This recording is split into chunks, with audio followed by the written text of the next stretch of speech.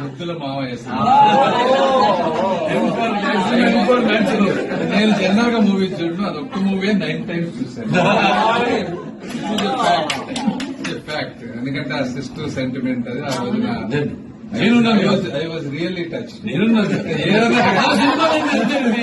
నేనున్నాడు story message.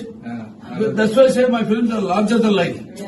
They don't see Balakrishna like they didn't see NTR in his films. They saw the roles.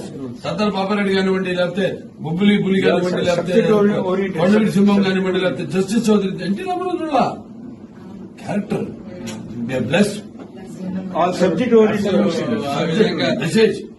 ఎందుకంటే నా subject natural life అని అర్థం కాదు ఎవరికి. Natural life అంటే ఇదేంటి ఇలా అవుతున్నాడు అంటే అట్లా బాలయ్య బాబు గారి సినిమాలు చూస్తే అట్లా పెరిగాం. మరి ఇప్పుడు కూడా ఈ విధంగా అంటే ఈ తరానికి తగ్గట్టుగా సినిమాలను అడ్జస్ట్ చేసుకుంటూ అద్భుతంగా చేస్తా ఉన్నాడు. వచ్చే తరానికి తగ్గట్టుగా